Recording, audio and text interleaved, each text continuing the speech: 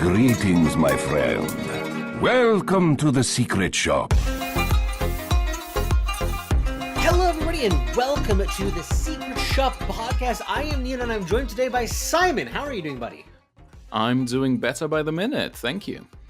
Yeah, thank you for being here. Unfortunately, Anger couldn't be here. Well, she isn't here right now. I don't know what happened to her. Maybe she was going to pop up, partway through. We'll see what happens. But yeah, I think this is just going to be the two of us, at least to start off with, here of Cymen and myself talking about stuff that's been going on in the Artifact community for the last couple of days. So it's been a little while, I think, since our last cast, because I know that I've been really busy and Real life. overwhelmed with real life stuff. Yeah, no, I'll just give a bit of an update about that for people who are interested in hearing about that. I'm actually just in the process of finishing a master's degree in chemistry right now, so I was like in that home stretch, final push to get these last things figured out. It's almost going to be submitted right now. I just have like some final technical edit stuff to do still, and then I'm also in the process of moving too. So, I mean, it's a lot on my plate with all of it. And there was a while there that I basically just didn't even play any video games for like a week, which is a long time for me. But now I have a bit of time again. So I'm looking forward to getting back to doing this and getting back to playing some games, etc. and all that. How have you been? How's your real life world been in the last couple of weeks? I've been actually doing a lot of physical work myself. My village has a couple traditions around Christmas that require some elbow grease. So I've been doing some manual labor over the weekend, making everybody's holidays brighter. So now you have me super curious as to what traditional German village holiday traditions we're talking about here. Well, what is it you guys do? Oh, yeah, sure. In my case, there's a long-running tradition of building a very large nativity scene in the church, for example. Okay. For those uninitiated, a nativity scene is basically the classic baby Jesus, Mary Joseph, and all the shepherds scene thing that a lot of people have as part of their Christmas decoration.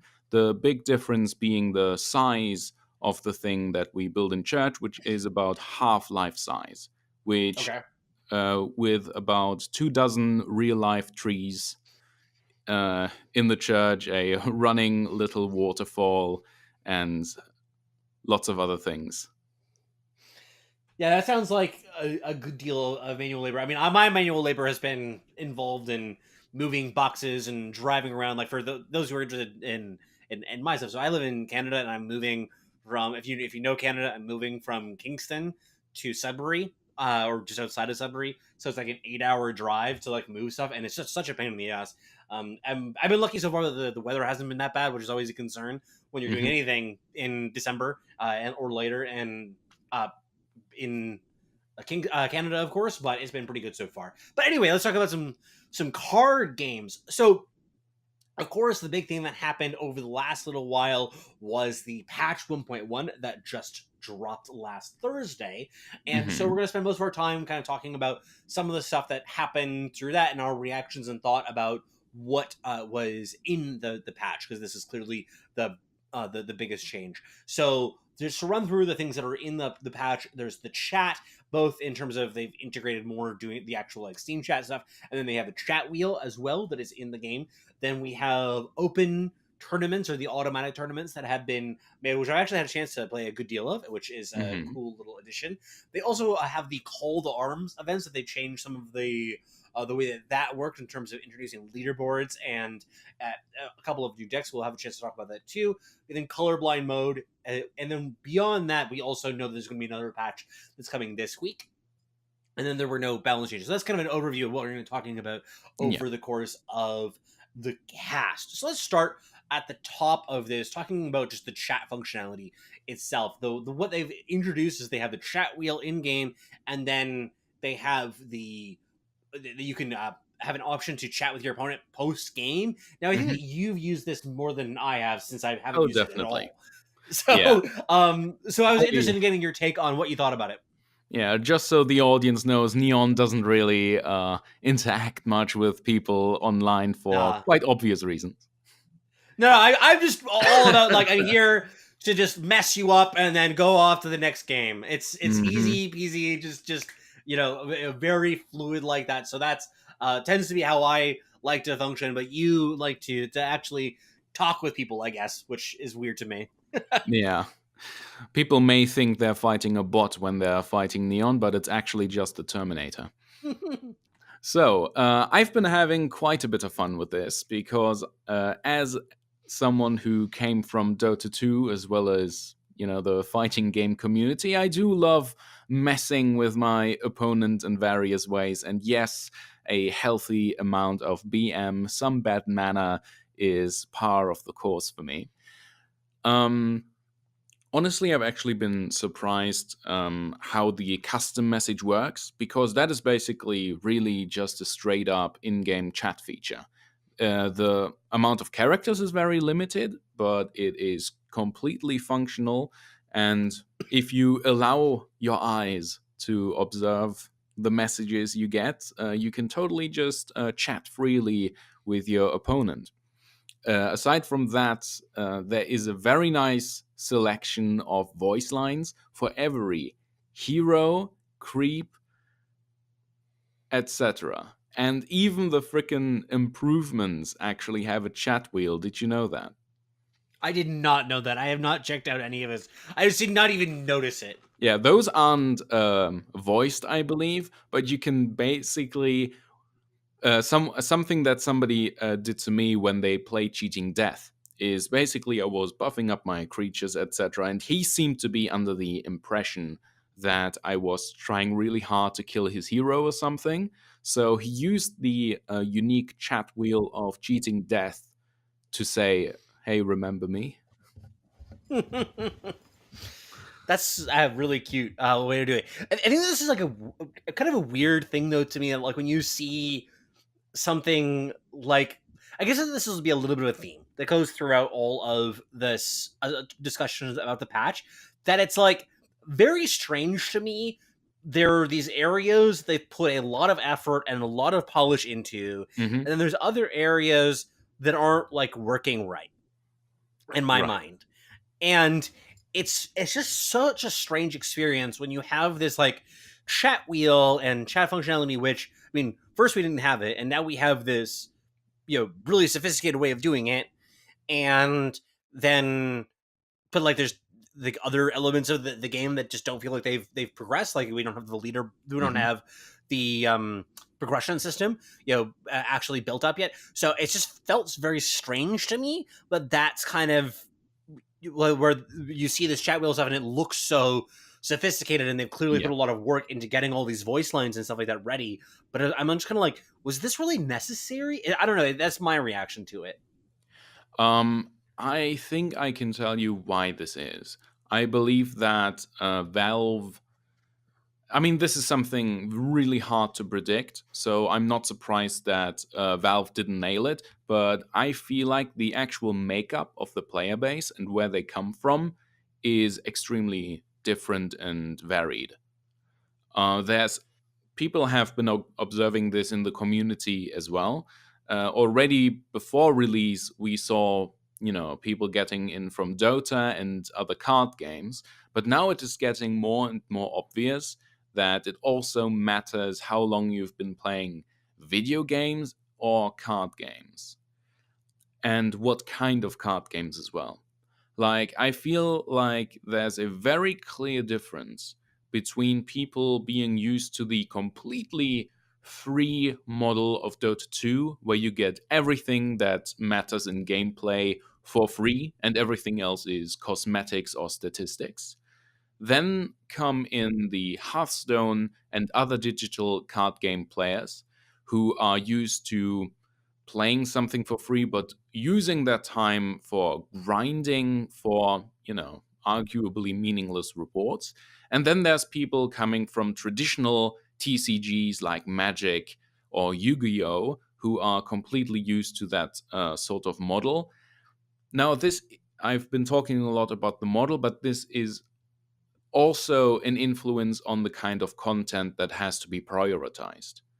And they clearly put in a lot of effort on the social aspect of it. And I do think that this was necessary because a lot of people have been, taking this quote from earlier that they're trying to emulate the kitchen table magic, the kitchen table TCG feel, and put it into the digital space. But it didn't feel like that because you couldn't interact at all with the opponent. And so they fixed that now.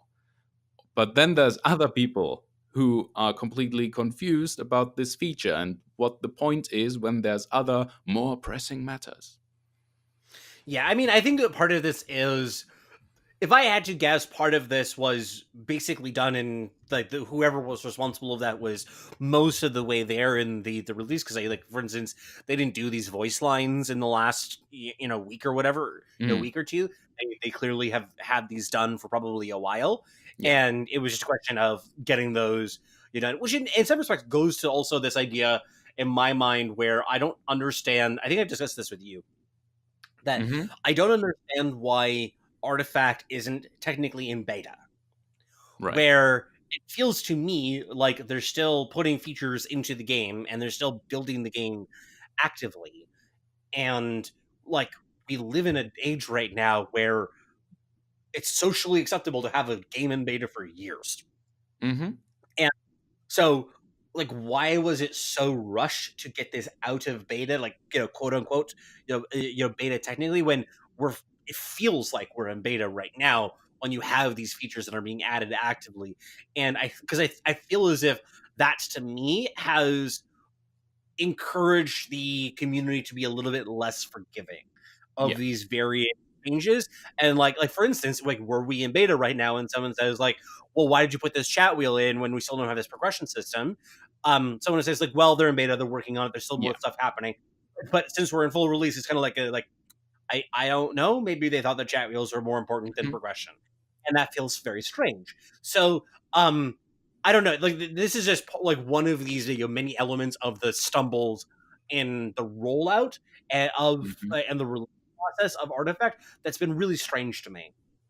Yeah. It's true they could have just kept calling this a beta, but then people would have also criticized that they moved back on their promise of releasing the game this year, which is something that people take very seriously nowadays.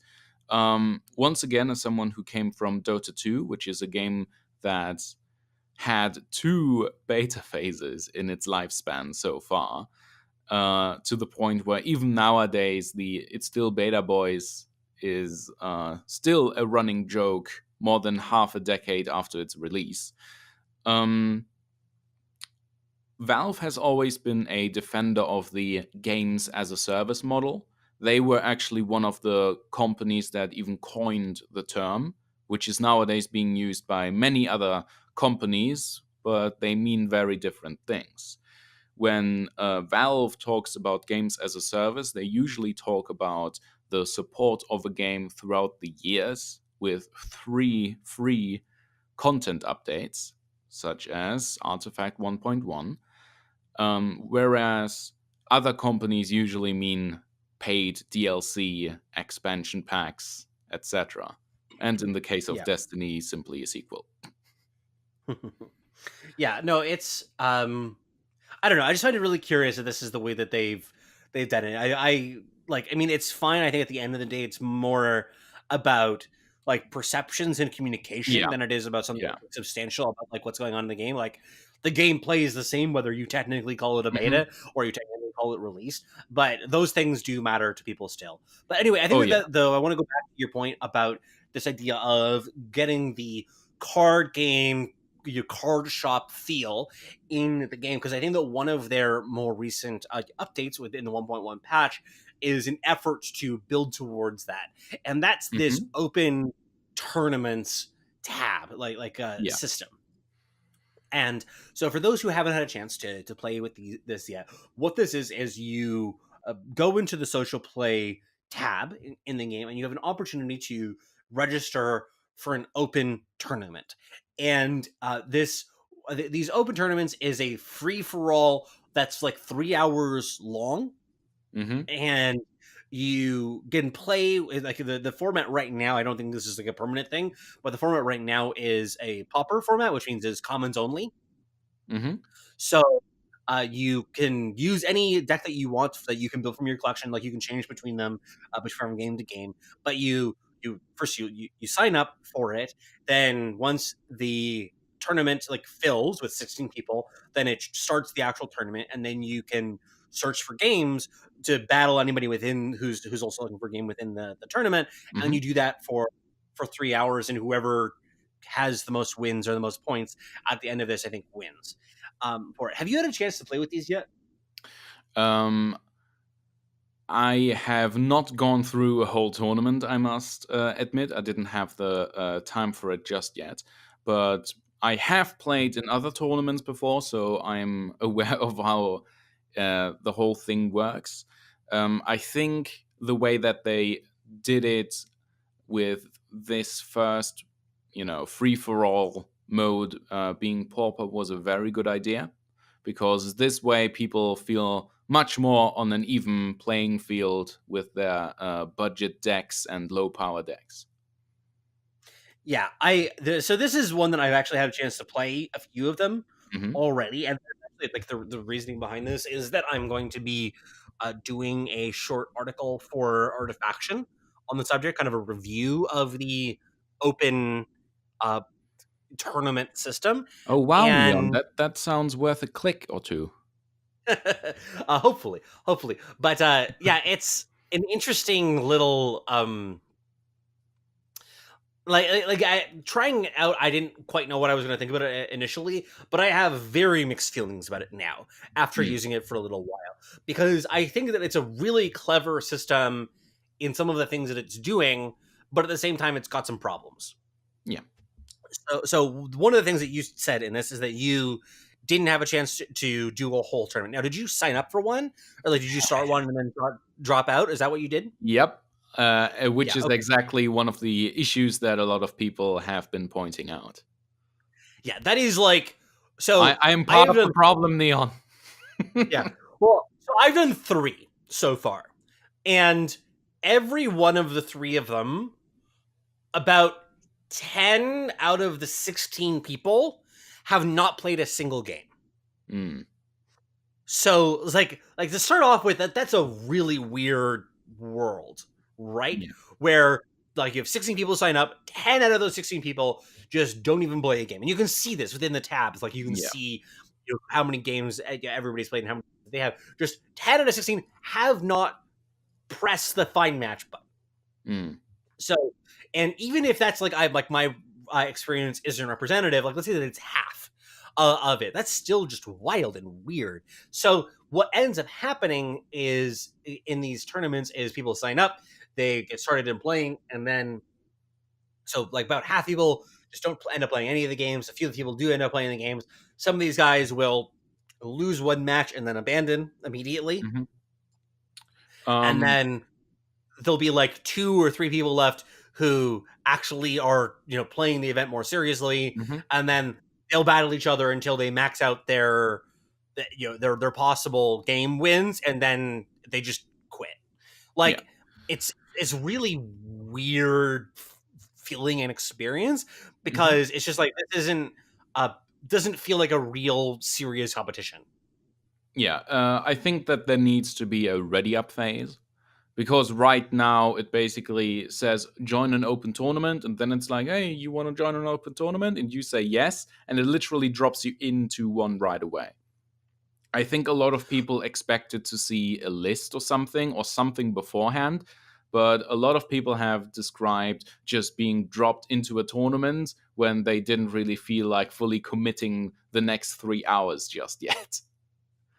I So mean, I think there needs to be another ready up phase, which a lot of other games have when it comes to big parties and lobbies, where it's like, yo, everybody ready to commit for the next 2 to 3 hours, and everyone's gotta press yes, or the thing opens up again to have some more useful people come in. yeah, that's definitely some of it, because I feel like there's some people who just sign up for it. One of the things too, this is something that I noticed that is definitely a problem, is if you sign up for the tournament and then don't abandon the tournament, but then quit Artifact, like you turn off Artifact, you're technically still signed up for the tournament. Yeah. So, because like for my default, how I would think about this is like, oh, okay, it's not filling up. I'm waiting. I'm just gonna quit and come back another time. My default thing is that they would just drop me from the tournament. They do not. So, I mean, I understand why they do it that way, because in case you lose like your connection or whatever. But that ends up, I think, exaggerating this problem probably. So it's very strange. Now, I do have some thoughts though on Pauper specifically as a format. Actually, so one specific suggestion that I'm going to bring up for this of how I think they can improve this too is having allowing people to join the tournament while it's in progress for the first half hour. Right. And the reason why, like, for me is like, if I'm joining up and like, for instance, they give me the option, it's like, oh, one of these just started, you have the option to join up right now, it only started 5 minutes ago. I'm like, oh, that's great, I can just get started right like immediately, right? I can just find some. So I am very likely to be an active participant in that, since I know that it's starting immediately. If I don't think people should be forced to do it that way, but then that also then will increase the number of people who are actually in these tournaments, so that if you do have that 10, 15 people who are not active, it'll be fine, because you'll get another, whatever it is, half a dozen to a dozen people who are joining the tournament and actually want to participate. Yeah. As I said, the whole system definitely needs a couple improvements, but it's certainly not far from, fully featured, in my opinion. I think it is definitely a great first step post-launch. Yeah, I think that it's an interesting system, and it does have some room for improvement, though. So, but that's like, I'll be putting this a little bit more succinctly and a little bit more coherently in that article that'll be going up very soon. Probably, I hope tomorrow, or the day that today when you're listening to this, but might be on Wednesday. We'll have to see. But anyway, do want to talk briefly though about the actual Pauper format itself, which I think is really interesting now that I've had a chance to play around with it a little bit. My first thought was that Pauper would be super shallow for the game, because there just wouldn't be enough cards to kind of make interesting decks. But honestly, it's a lot more interesting than I thought it would be. I think they definitely spent a lot of time on Pauper as a format. It already speaks volumes that Pauper has been enabled as an option, an official option, since before launch, pretty much. And now that it's like the first fully featured format for an open tournament, just underlines that. I think they spent a lot of time designing it as its own fully featured format. Yeah, I get that impression too, that they actually put some serious effort into it. It wasn't just like a, oh, whatever, just do it kind of thing. And just one for the dwarves, one for the plebs. Yeah, exactly. Feed the birds. Yeah, exactly. Just doing something like that. So I have had a chance to play, as I said, 3 of these. I played with a different deck every time. I also didn't do any like deck like I tuned my deck as I was playing it, but I kind of like to focus in on one deck and to play it a bunch of times to just get a real feel for it. So I wasn't doing deck switching within the event. So I can definitely say that there's a range of decks that are all possible to play in the format. The different colors feel really different in like their strengths and weaknesses, because it's much less balanced, I feel, in terms of the colors compared to the traditional formats, because especially green and black have just such higher card quality. I feel, looking through the cards there, like for green you get Satyr Tulis, the Thunderhide, But Drow isn't in it, so it's okay. Oh god, no, I mean, it's like the card quality for green, especially like the heroes too that you get Lycan, Enchantress, Treant, Magnus, like all those are available and like really solid picks. Hmm. Like Treant, Protector, and Lycan see play in regular constructed decks all the time, so they're Yeah. very very good in this format. Um, so it's very strange where you have so green has very strong heroes, very strong regular like main deck cards. Then you have black that has extremely good main deck cards. Their heroes, like their first two are like the best ones are Phantom Assassin and Bounty Hunter. After that gets really bad though. Hmm. Then Hmm. you're like your favorite, of course, Lion is there. Yeah. He is technically um. So you get Lion, you have Necrophos, you have what are some of the other ones? There's a Bloodseeker is Hmm. there. Like these guys are great. Actually, maybe Bloodseeker's better in this format than I thought it. That Hmm. thinking I'll have to try that. But so there's that. But yeah, it's like their hero quality has some weird issues, but their card quality is insane. Yeah. Then you red that has like two good heroes in my mind, which is Ursa and Bristleback, and then afterwards, like Sven and Beastmaster are like okay, I mean, and everything else Legion is kind of isn't Legion's rare, isn't she? she's No, uncommon. no, no, no, no, no, no. I mean, common, common, common, She's uncommon. She's uncommon. uncommon. Okay, wrong Oh yeah, twice. she was. Oh man, she was. If she was common, then that would be very very but yeah, no. So it's Bristleback and Urza are I think by far the best for red. Their card qualities got some very serious problems. Uh, Mm. there are the Bronze Legionnaires and the Ogre Conscripts. Outside of that, I think all of their cards are garbage. Mm. Actually, Sucker Punch is like okay. Yeah, I run Sucker Punch in my constructed. It's been pretty useful, honestly. Yeah, it's a decent card. And then finally, blue. You have I think that blue is really bad in the format, Mm. honestly. For the main deck cards, outside of Foresight and Dimensional Portal, like they just have so much bad stuff. And there's like one of the matchups that I was playing against in one of these rounds that I did, it was somebody playing a green blue deck and wasn't playing Dimensional Portal, which was just wild to me. I have no idea why to play blue and not play Dimensional Portal. But anyway, um yeah, like so the card quality is very uneven between these different colors. They're all playable at the end of the day. Hmm. You just gotta have to know like which ones are playable as a 2 of versus a 3 of Yeah. color. Like I don't think that you can play either red or blue as a 3 of a hero color because there's not enough playable cards. Mm. Yeah. Yeah. So and like the creeps especially for blue are just so Yeah. bad. It's But just hard, so hard to win.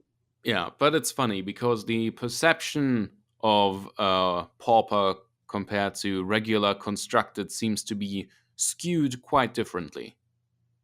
Because people seem to be really running from axe and drow and etc., which Yeah, is I mean I think really unwarranted in my opinion. Like they are extremely overrated if you just look at actual win rates, not just in constructed but even tournaments.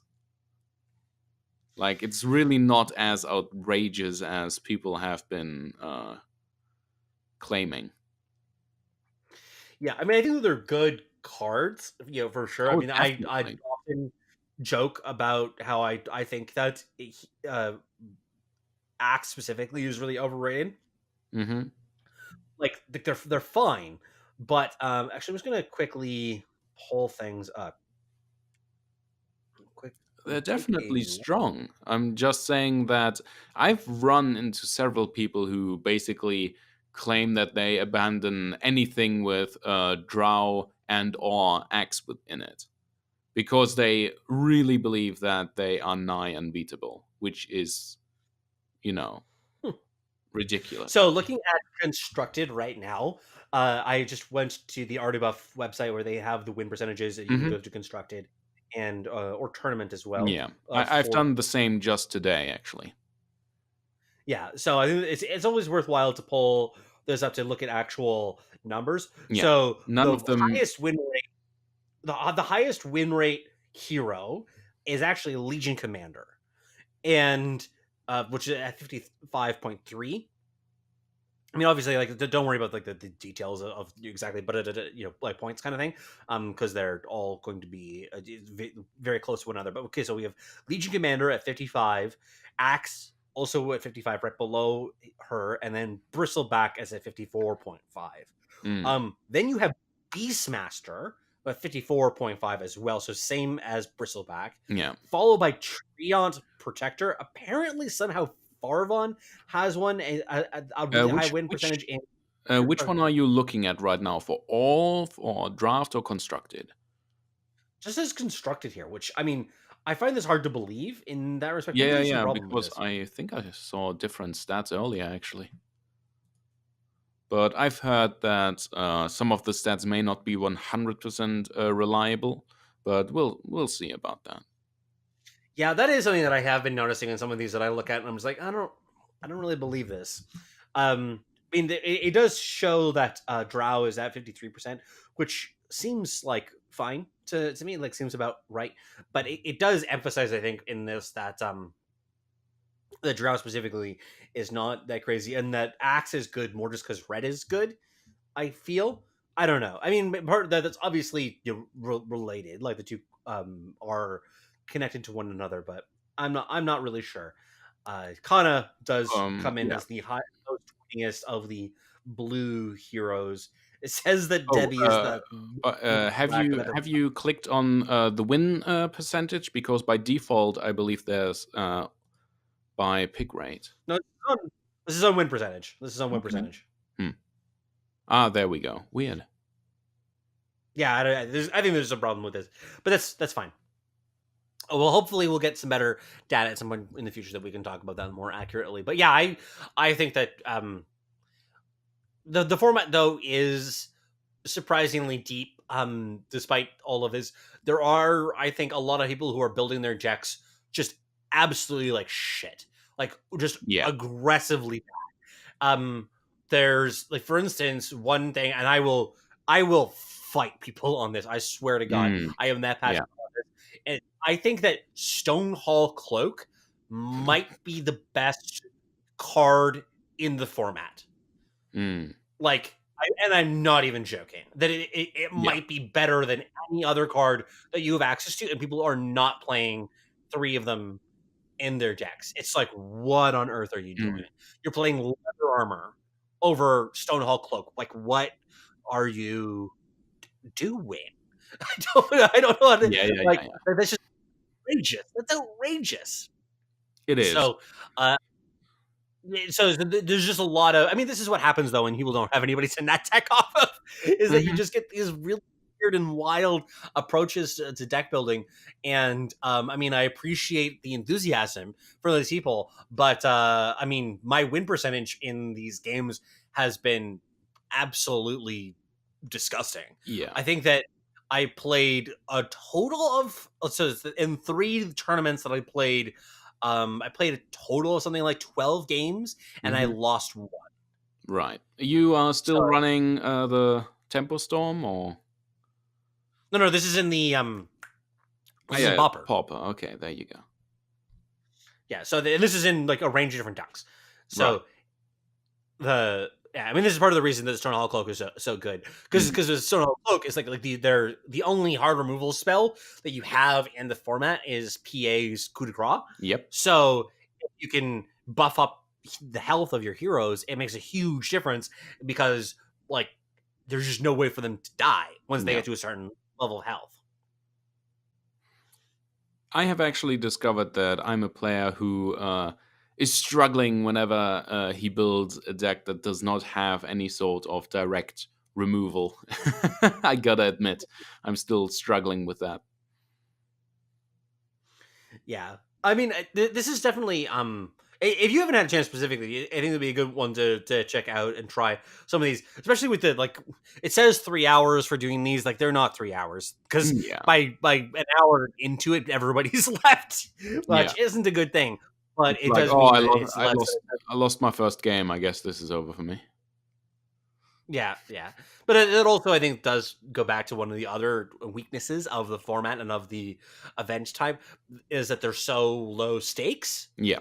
that it doesn't like people could just kind of like goof off or like whatever. Like for instance, you got a bad flop and you're like, oh whatever, guess I quit because it doesn't matter. Oh yeah. Oh, people have been really down on the very concept of the flop recently. Yeah, I think that people. It is very easy to overrate the role that the flop has in the Yeah. game. I mean, I've gone off on this cast a few times about like situations where my flop has been absolutely awful, just Mhm. aggressively bad. Just oh, and you're Yeah. losing 3 or 4 heroes within the first two Hmm. turns, and I'm still able to come back and win the games anyway because, especially in constructed, you have tools to do that. Hmm. So I don't know, people. I mean, obviously, it feels bad to feed on turn one, Yeah. but like, it's totally possible to Yeah. come back from that. It actually allows you quite a bit of flexibility when you come back 2 turns later.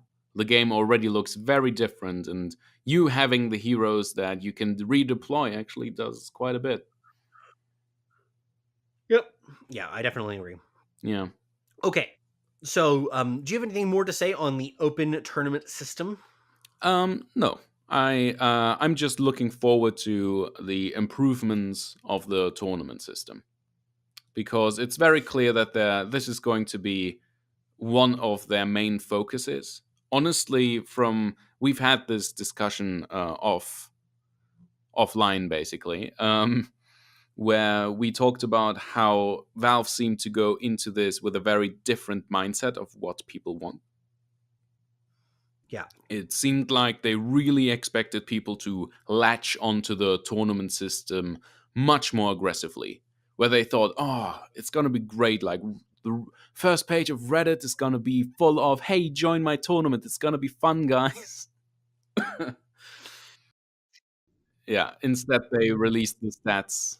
Instead, they released the stats where it's like 50, where it's like, we've had over 8 million matches and 6 million of them were gauntlet matches, is what they tweeted out. Yeah, I think that it's very obvious that they are trying to push this tournament system in various ways to as an alternative to ladder. And that there's just like I wouldn't be surprised if the whatever ranked progression style of leaderboards that they cook up Oh, yeah. actually does stem at least partly from tournament play, Hmm. like not just gauntlet performance.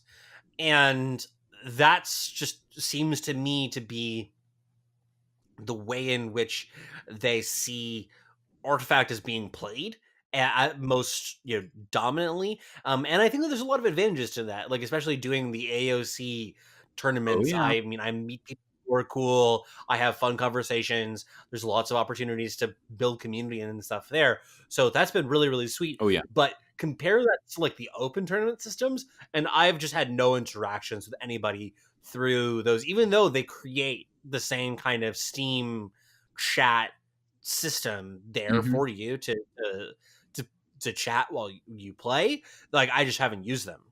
Right. Yeah. I'm just also surprised about how much people just jump into the gauntlets. Because even Valve in their FAQ have said they like gauntlets are not even supposed to be like the main mode of play for artifacts. Guys, have you checked out the tournament? Have you checked out tournaments? But see, I think that the gauntlet though makes sense Yeah, as because it's the closest thing people have to ladder to what they know. Yeah, exactly.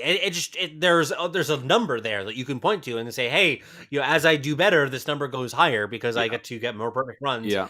or and I have the 5-0 dream to work towards, and I can show that off to people. Like, I just think that is something to. There are very concrete goals of Hmm. that you follow with that, but then you compare that to something like the tournament system, like when I will win a lot in these tournaments. I'll go like whatever it is, 3-0, 4-0, and then there'll be nobody else to play against because everybody else is Yeah. dropped functionally, even though they're still hanging out in the lobby. And so then I just abandon and to go off and do something else. Yeah. And I don't have anything to show for that. Like there's no like marker beside my name. There's no stat that I can point to and say, hey, this is proof that I've done this well. Like it becomes this very or for instance, if I go away from a tournament and just say like, okay, I can't do this anymore, like I don't know what my standing is going to be afterwards. I don't know. It's a Mm. weird feeling. Yeah, which is why they added leaderboards to the featured gauntlet thing, and now there's even one for bot matches. Because turns out that 17% of people never even played people. Yeah, that's always something that I find very strange about that audience. I mean, I understand that it's a thing. I come from the Eternal card game, Mm. and are there is a gauntlet. Like gauntlet in Eternal is just again like versus the AI, where you sign up with a deck initially, and then you battle against various AI decks Hmm. until you go to boss, and then you try and beat the boss. And it's like every now and then I do something in Gauntlet just for whatever reason, like curiosity, or Yeah. maybe it relates to an article or a video that I'm working on, and it is so mind-numbingly boring. I get through like 2 games tops, and I'm just like, Jesus fucking Yeah. Christ! Like, it's something interesting needs to happen here. I hate it so passionately, but there are people who play nothing but Yeah. Gauntlet. I do not understand it. I will never understand it of like what it is that they get out of this experience.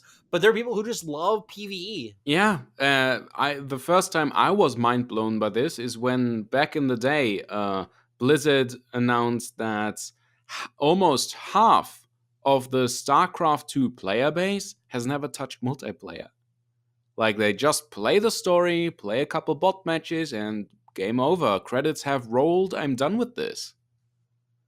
See, that doesn't surprise me as much because the thing for me is that like that was in some respects the formula for a lot of games, Mm. right? For such a long Yeah. time, where there is the campaign, then you beat the campaign, and when you beat the campaign, then the game is done. Yeah. And where like maybe there's a multiplayer thing, but that's just like a thing that you do with your friends Hmm. sometimes, not the predominant Yeah. normal game mode. But still, And yeah. then There's still so, games just like StarCraft or fighting games for that matter, where you would think the meat is the multiplayer. That's where you earn the glory, that's where you get the skill, that's where most of the resources of the developer goes into. But then people just play the campaign, and Street Fighter they just play the arcade and that's it. yeah, I don't know. I mean, see, different games I understand to varying amounts. With a game like StarCraft, I actually totally get it. There is an evocative, interesting story mode that is designed to be a cool narrative with lots of fun missions. I get that. Then you compare that to just specifically something like Artifact, where there is no serious effort, relatively speaking, Yeah. in the AI, modes for it, and it's just I don't get what you're receiving out of this. I mean, I suppose this is now they have some added content because you have this bot gauntlet thing, but we'll have to Hmm. see. Yeah. But I do want to quickly talk about the Call to Arms pre-made deck events. Have you had a chance to touch those at all? Because I know that they put in leaderboards for that, which I think is actually really cool. Hmm. Where you have the longest win streaks that you can track for that and show that off Hmm. online. So that's really neat. Then they also have some extra decks that were added to the event. Have you touched this at all? Because I have to admit I have not I've glanced at the page a couple times. I have not played it at all. He glanced at the page, he sneered, and he. Yeah, I wouldn't put it that way. I just like there's so much other stuff for me to do. I want to learn about the game of like building the decks and learn about draft and everything like that. When I play in this like strict kind of sandbox, boxed in Neon, kind of yeah. world, Neon, it just is. It's something. Yeah, Neon physically recoiled at your favorite mode. No, I have played. Yeah, I believe my highest win streak so far was like 5 wins with the Green Machine deck, which a lot of people have pointed out is probably one of the most powerful ones there. Currently, I believe it still has the highest win streaks of any deck as well. Though one of the newer ones seems to be very popular as well. I believe it's the Dark Aggro deck that has been. Yeah, I've heard that one's pretty good. Yeah. And the Upkeep Killer is also very popular currently, I believe. I personally like this mode. This is for people who like the idea of constructed without ever touching the deck builder. Because there's a lot of people who want to just get accustomed to the game for a while, play with pre-constructed decks, see what they can do with that, and then just form the first ideas in their mind where they're like, I wonder if I could improve this deck I'm liking very much with this and that, or maybe a different color combination, etc. I do think that these featured gauntlet decks give you a very good introduction to the game. Its systems, the matchups, etc. They give you a very good feel of the game. So I wouldn't be surprised if a considerable amount of people have been sticking to this mode for a while. Because when it comes to games that have a steep learning curve like this, people usually stick to stuff like this. And I think it's working. Yeah. I think that it's a reasonable way to structure these events. It does give people a decent amount of options and a taste of a wide range of different cards. You look at the different win rates of the different decks, and you could see that there were some slight balance issues for some of the decks that they were doing a lot worse than some of the others. Not the end of the world, though. That kind of happens. I think they it's really, hard. yeah, I think they really are learning tools first and foremost. Yeah, and I think that it's good for that, giving people a real experience of the different kinds of decks, and they can do something like saying like, okay, there's this mono blue deck, and you play this for a bit, and you're like, oh, okay, there's actually like a competitive mono blue deck. Maybe I can do mono blue control in actually build that. Yeah. So having that style of introduction to these decks, I think, is a really good thing to have, and I wouldn't be surprised if this has been relatively popular and then they do variations of this going forward in the future still. Yeah. They did say that they're going to experiment with it for a while. They said that on Twitter around launch. So for now they're going to add a couple decks, maybe switch some out, or maybe go for something entirely different in the future. We'll see. Yeah, and I think that they said that they are changing it up in January next, correct? I believe so, but I also think that there was like a report about it being like a work in progress date. So not 100% yet. But yeah, the next one's coming up in a few weeks, I'm sure.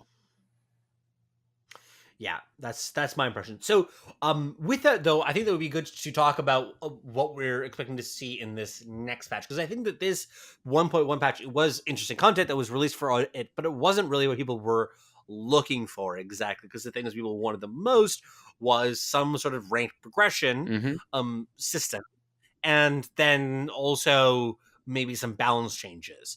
And I think that from what I have seen, the pressure on the balance changes hasn't changed, and people are still really passionate about that.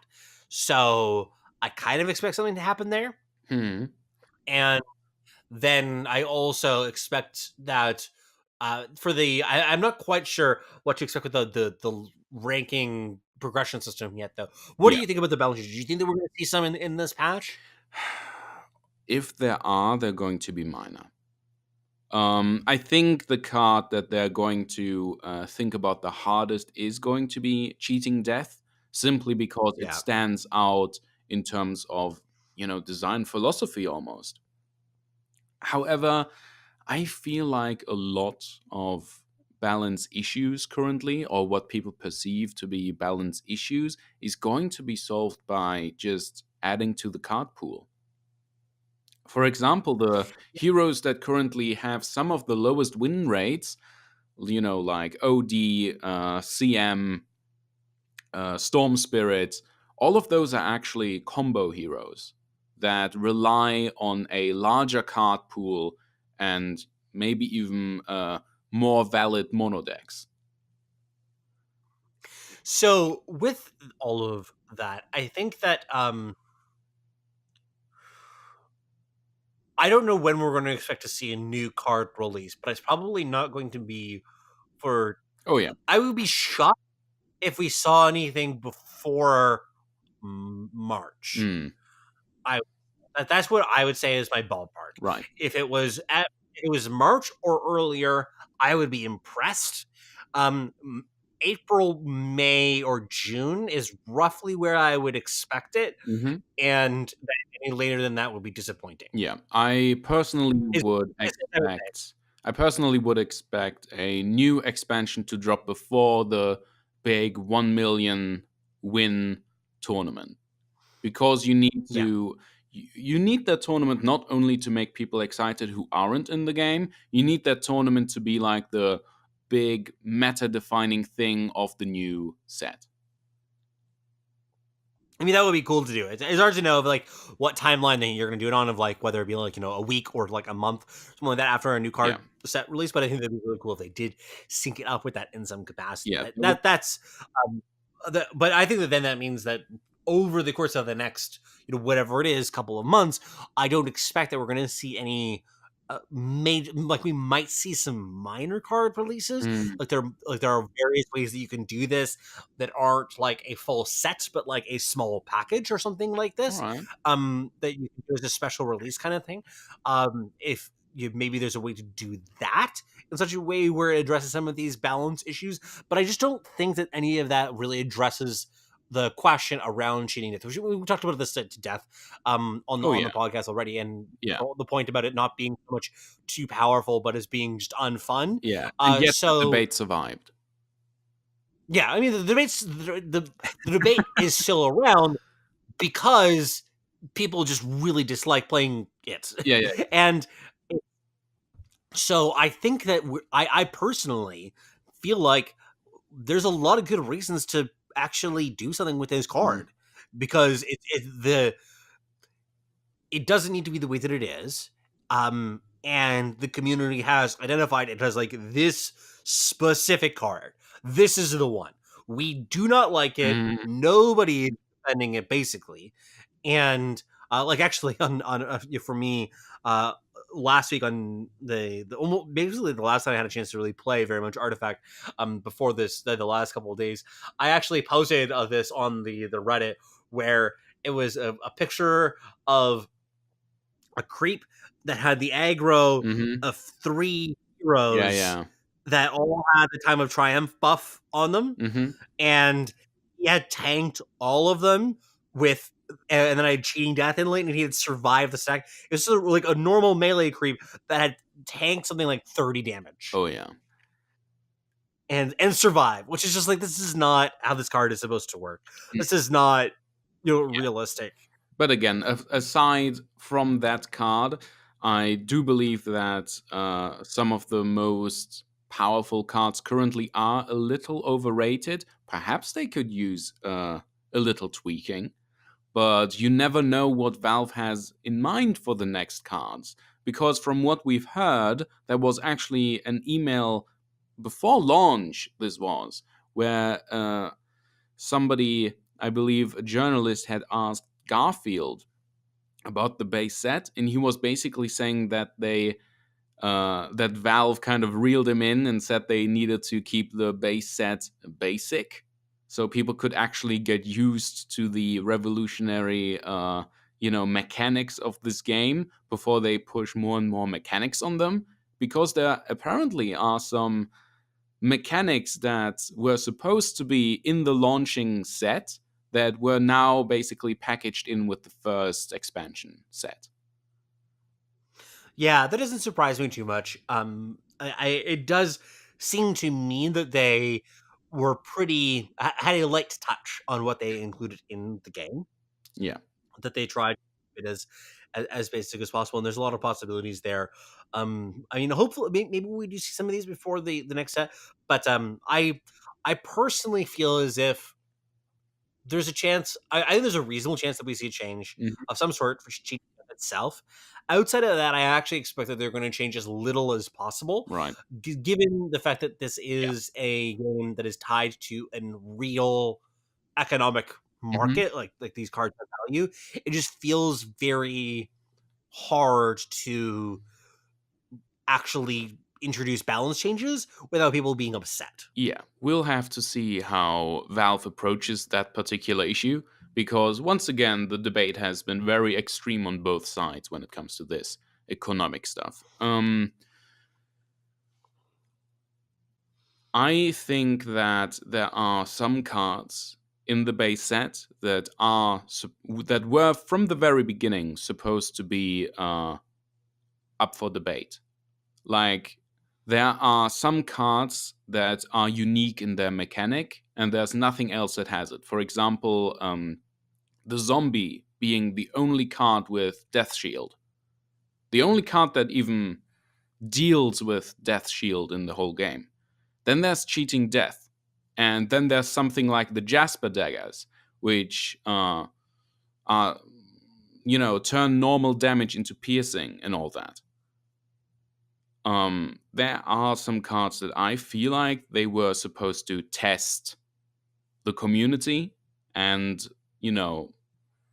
prompt some debate. And it just so happens that Cheating Death was the one that people revolted around the most. Yeah, I don't know. I'm interested to see how it all turns out once that actually hits. But just finally to talk about the ranking, progression system of some sort. Do you have a guess as to how they do it? Like I think that the default thing that people think of is a ranked ladder, a rating system like we've seen in countless other games. Are they just going to do something like that, or are they going to do something different? You feel? I'm curious about it because when the whole philosophy behind it was to avoid the classic ladder, I honestly doubt that that's going to be the first thing they put in.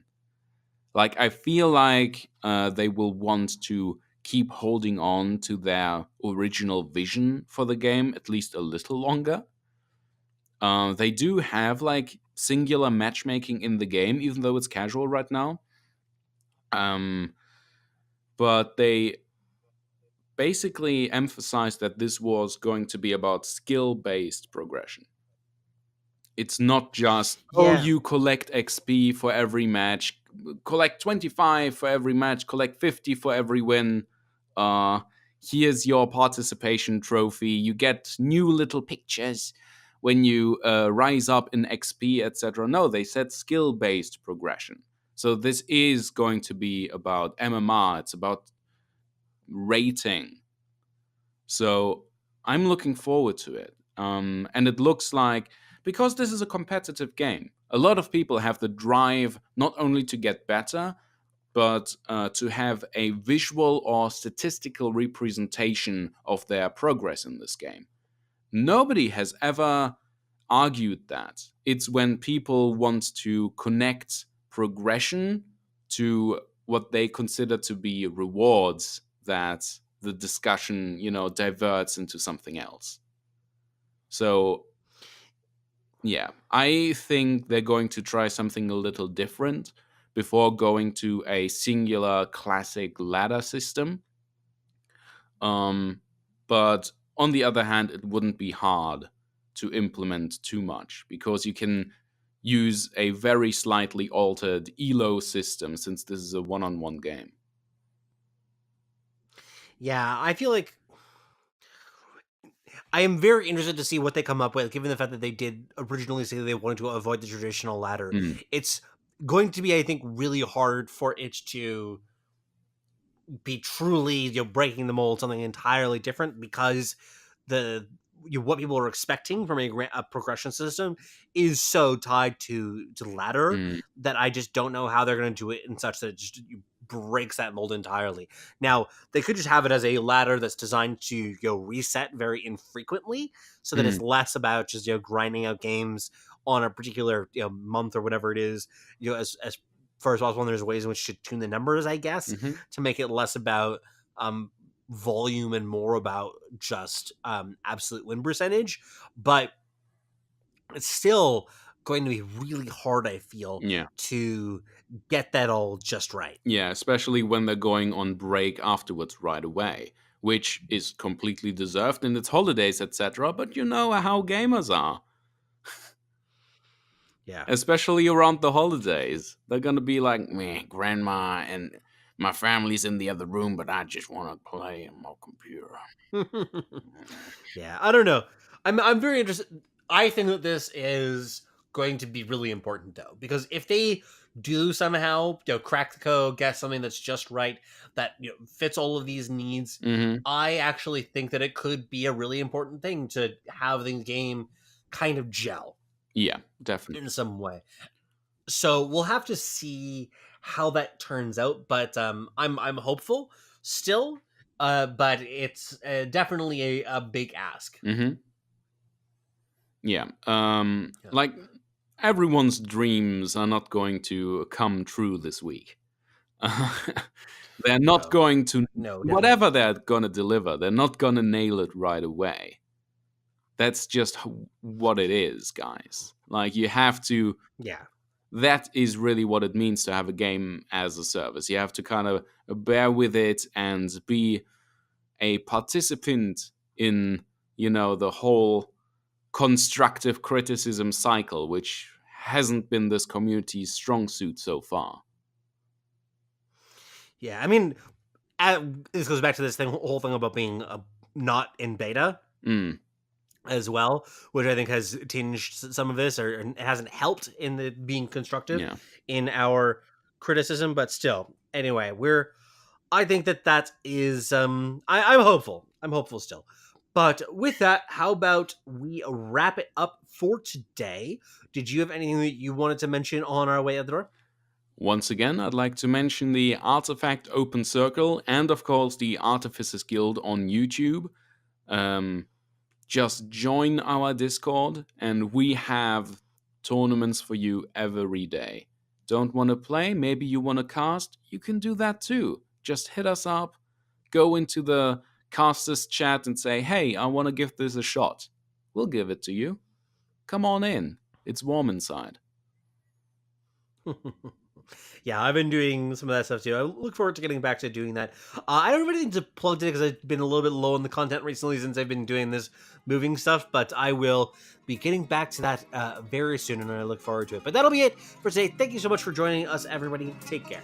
Take care. Peace. Thank you. Thank you for your business.